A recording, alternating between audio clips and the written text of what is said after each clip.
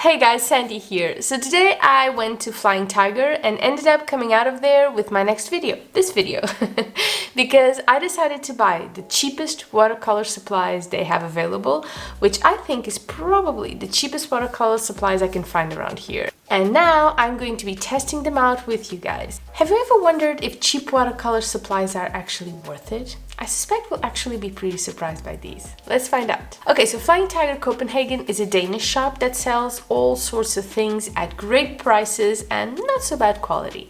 You will find lots of games and decor items and cooking stuff and pet stuff and stationery and art supplies and candles and napkins, pretty much anything you need for your home, but also a lot of travel items. And I particularly like it at Christmas and Halloween. Lots of great stock fillers and cute costumes and stuff like that. Oh, and a lot of party decor too. What can I say? It's a really cool shop. From what I can see on their website, they're in loads of European countries. So if you've traveled to Europe or if you live in Europe, odds are you've seen this shop before. And like I've said, there's loads of stationery and art supplies, and I have to say that I've never been very drawn to them. Their watercolor sets look very much like the ones kids play with at the kindergarten. The big circle pans with really vibrant colors with the crappy brushes and all that. But today I found this cute metal box that immediately drew my attention because, I'm a sucker for cute metal boxes, but also because this kit is €3. €3, guys. It's portable, it's cute, it's really, really cheap. What's there not to like? So then, of course, I had to get some paper. And the paper, I have to say, I've been really curious about because this 20 sheet pad of 300 GSM watercolor paper comes in a glued block. As in, each sheet is glued on all sides to the rest of the sheets to stop it from warping with the water. And that is not common for cheap watercolor paper. You usually have to tape it onto your desk or some kind of board to be able to use a lot of water with cheap watercolor papers, but not this one. So immediately I wanted to try this, but because I already have quite a few watercolor paper pads in all sorts of price ranges, and yes, I've made videos about all of them. I'll put the links in the description for you. But anyways, I figured it was wasteful of me to just buy more watercolor paper. But now I actually have an excuse, so yay! Now this pad was €5, 25 cents per sheet. So the budget for this video in total was €8. Not too bad. Well, unless these really suck, in which case they will be pretty much a total waste. But I have hope, guys. I am hopeful these supplies will surprise us. So let's get started. Okay, so first things first. This is my pad. Let's put it here, and now, maybe here. And now, let's open up Van Warfe Watercolors. Ordinary made extraordinary. Ooh, okay. What do they say here? Watercolors in several languages. Okay. Ooh, so cute. Look at that, guys. This is one cute box with the paint splotches and the little brush. So cute. Let's get this open. And here we go. So I guess we could use this as, a palette, a mixing tray, but this is what I'm interested in.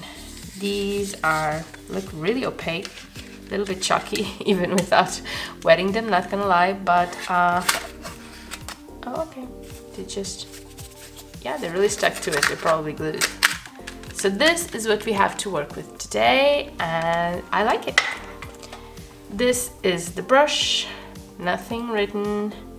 Doesn't look very bad, if I'm honest. I don't know if you can see, the bristles aren't all that hard. It's actually looking good. Okay, so first thing I'm doing is I'm swatching these colors, of course. Now, I don't expect them to be too different from what we're seeing here, while they're still dry. Let's just wet them. So first things first, we draw a black line onto our paper before swatching to make sure we know how transparent these are, how opaque they get, see if they have a lot of fillers that usually make our paints go opaque. Okay, so let's get started.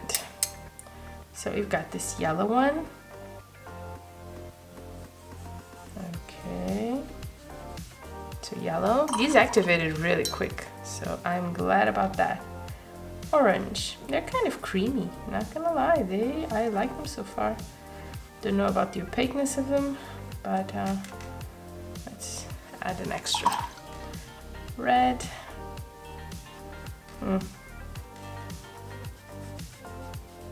Not bad. Pink. That's kind of fluorescent pink, like opera pink. Look at that, guys. Really, really in your face. Purple. I love purples. Yeah, these paints just sucked the water right up. I'm having to wet them all over again. Oh, these need more water. It's a dark blue. Not really dark, but pretty blue, I would say. Really pretty. Lighter blue.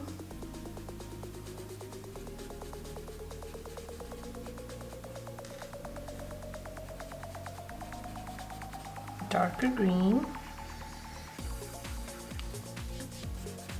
Ooh.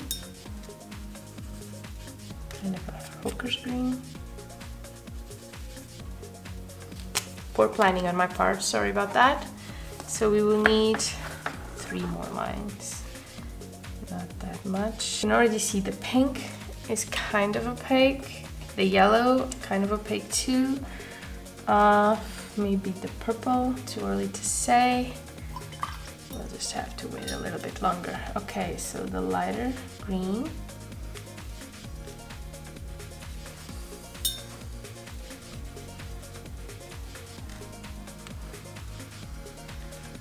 I thought it would be more vibrant actually. This is kind of musky, I like it. More natural green. So the brown. Cute little brown. That's a little bit over the line. And now our black. And our white, of course. We want to see how opaque our white is. And our lovely white. Yeah, this brush isn't very clean. So this is giving me some gray vibes. Okay guys, next challenge is to do a little wet on wet, and this is where the paper will either shine or fail. I'm going to need my big brush for this one because we don't want to waste too much time.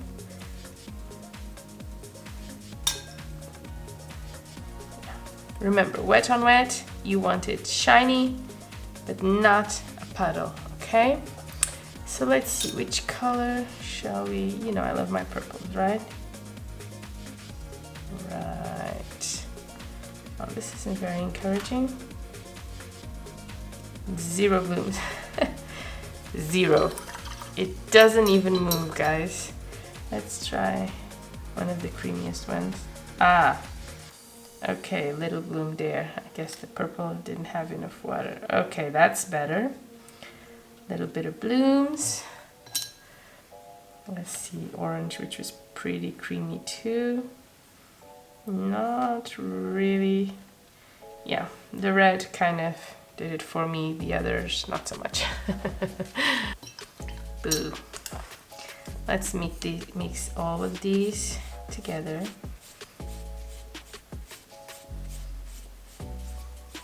That's actually pretty. So now that we have mixed maybe a little bit more paint, I can see the paper warping already, but that was to be expected. Let's add. Nope. Now not even the red is giving me anything. Let's try. Oh. Oh.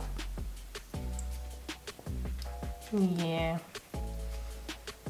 Yeah, this isn't this isn't really, very nothing to write home about. Okay, let's wait for this one to dry.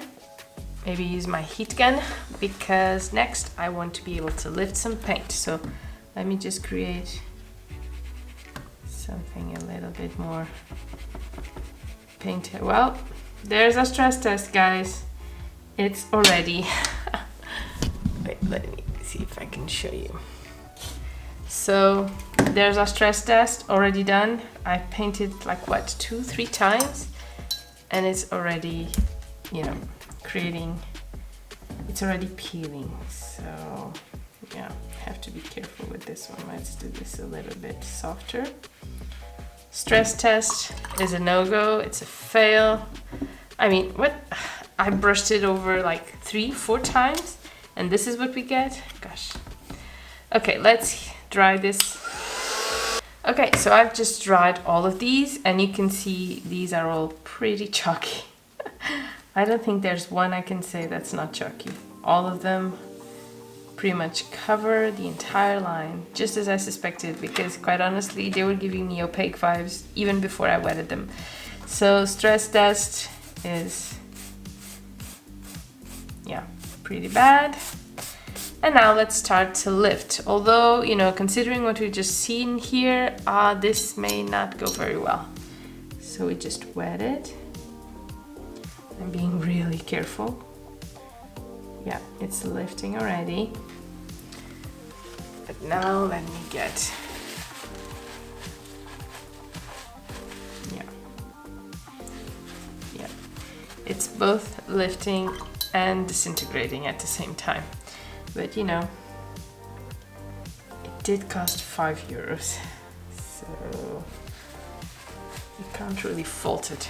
So there's your lift, which is pretty standard considering, you know, that cellulose paper doesn't really absorb the water, so it's pretty easy to lift. Okay guys, so we have stressed, we have wet on wet, we have lifted, we have swatched. Look at these, yeah, so chalky. Well, this was all very interesting, and it has given us a lot of information about these supplies, but now it's time to paint with them, because let's face it, that's all we want. Affordable supplies that don't hurt our progress as we try to learn and improve our watercolor skills, right? It's a really delicate balance, you know, to use supplies that won't intimidate you, that you will feel free to use and discard if necessary, but that are good enough to help your efforts, to motivate you to keep going. And even though, you know, what we've seen so far isn't brilliant, you know what? If it's either this or not doing it because you can't afford it, do this 1,000 times this, okay? Any supply is better than no supplies. You know, anything that gets you to paint is better than not painting. And these colors are cute. Yes, they're opaque, but you know, I used tons of paint. If you dilute it with a lot of water, like you should with watercolors, it won't be as noticeable. And you know what? Pastels are opaque and they're beautiful. So that shouldn't keep you, okay? Nothing I have shown you here should keep you. Let me show you how these work when we paint with them. What's important here is to keep you motivated, you know, to keep going.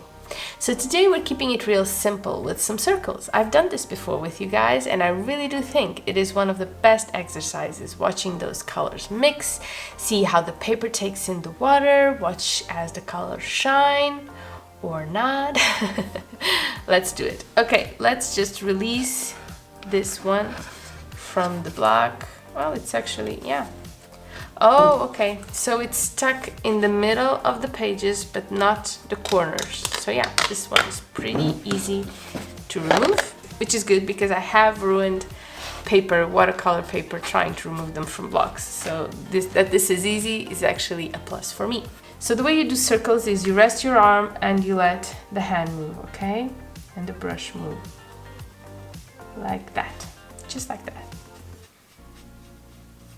And we want to keep these circles nice and wet because we do want them to bleed into each other. Next comes our red.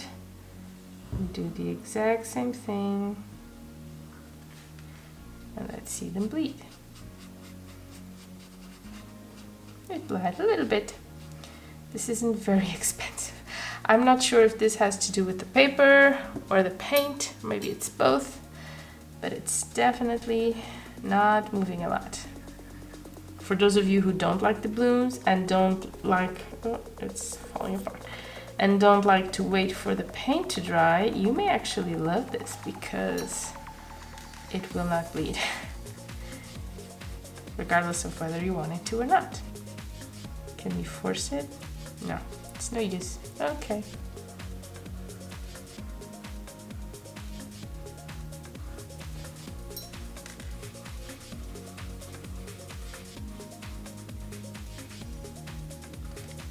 This needs so much water, it's insane. The amount of water this needs to actually do something productive. And already I'm ruining the paper. Oh boy, I'm not very subtle, I'm not very delicate, so this paper definitely isn't for me. Because I just keep ruining it and ruining it as I go.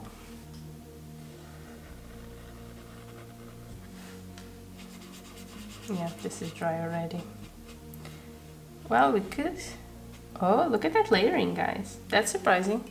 You can definitely watch the red under the blue. So good layering. So there you go.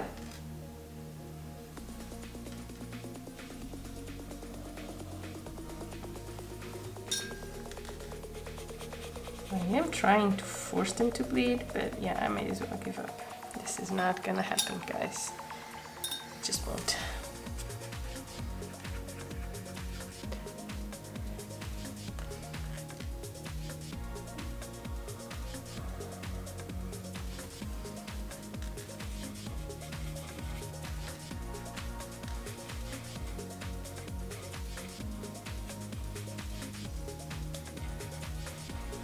Nope, no bleeding, zero bleeding. Okay.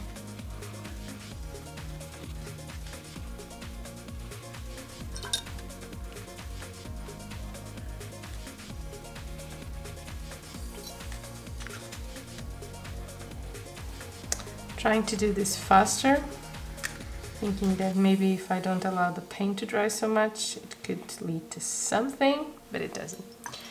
It really isn't moving.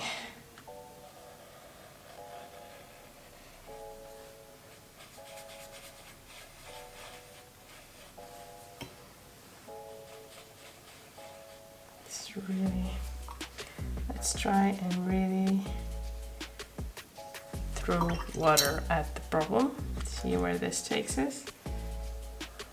Ah, that's better. But you saw what I did. I had to soak the whole thing to get this to bleed. Do that again. I think some colors will bleed better than others. That is definitely a factor too. Let's do this again. So lots of water. And then we do this. Lots of water too. Gosh, it's like there's a barrier stopping it from moving. It's kind of fun to watch, but not really what I had in mind. But again, look at that layering, guys. This layering went pretty darn well. You can layer it before it mixed. You can actually layer it before it dries. That's a new one for me. Yeah, I think I've seen enough.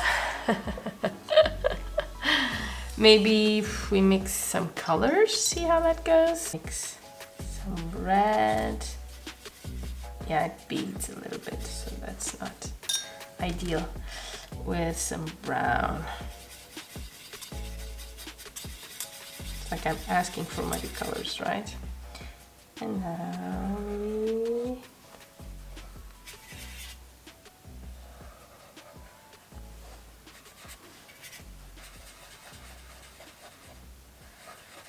yeah, a little bit, but you know, everything's just a little bit.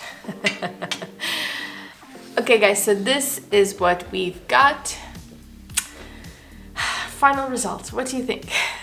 Are these supplies worth €8? Can you paint something decent with really cheap watercolor supplies? Yes, but not necessarily with this kit. I have actually shown you cheap watercolor supplies, not as cheap as this, I will give you that. That worked nice, that did the job. This one is a little bit frustrating to work with, but that's a me thing because I really love the wet on wet, and I really love, you know, the blending of the colors. That's what I thrive on, that's what I enjoy doing, and these paints just didn't make that possible at all. But if you don't like doing that, if you actually like the control, then these are for you. Guys, thank you so much for doing this with me. I just love it when these impromptu videos just pop out. I hope you had fun. I know I did, and I will see you really, really soon. Bye bye.